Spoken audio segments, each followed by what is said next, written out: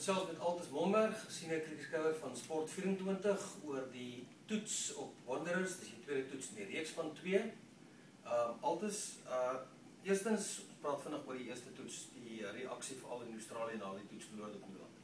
Ja, nou mense sweer hulle uit so Suid-Afrika in die 99 wêreldbeker alles in hulle vermoë om die wedstryd weg te gooi. Die reaksie in die koerante, op die TV-stasie en selfs gewoon op ondersteuners op blogs en in die social media het hulle het geëis dat Ricky Ponting gepos moet word, dat Mike Hussey weggejaag moet word, dat Brad Haddin die Baltiewagter nooit weer vir Australië moet speel na die jaar wat hy gespeel het in die tweede beurt nie. Dit gaan baie interessant wees om te sien hoe die Australiese span môreoggend gaan lyk wanneer by die loting.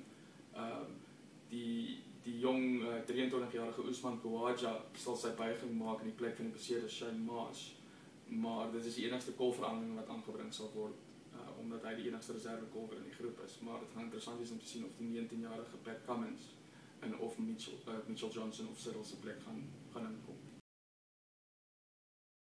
Nee, ek dink nie daar gaan enige verandering aan daai kant wees nie. Hulle was baie gelukkig met hulle vertoning in die eerste toets en ek dink hulle gaan met dieselfde elftal volhard.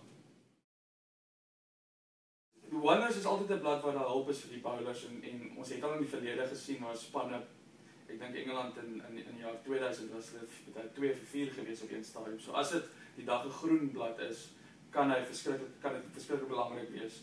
Maar die weer was verskriklik droog die laaste maand of wat in Johannesburg gewees en so ek dink nie dit gaan die tipe blad wees waar die bal gaan rondvlieg nie. Dit gaan waarskynlik 'n baie goeie golfblad wees, nie gewone wip en vaart van 'n Wanderers blad, maar ek dink dit gaan waarskynlik 'n goeie golfblad wees om eers op te golf en 'n groot telling te kry as jy eers te golf en dan druk op jou teenstanders te sit.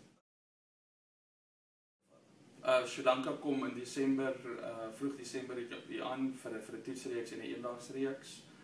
Dan kom Wes-Indië aan die einde van Januarie, vroeg Februarie land alweer vir net 'n eendagsreeks. En dan gaan ons Nieu-Seeland toe vir 'n kort 2 toetsreeks en 'n eendagsreeks en daarna gaan Engeland toe. So dis 'n baie druk 9 maande wat op die Proteas wag.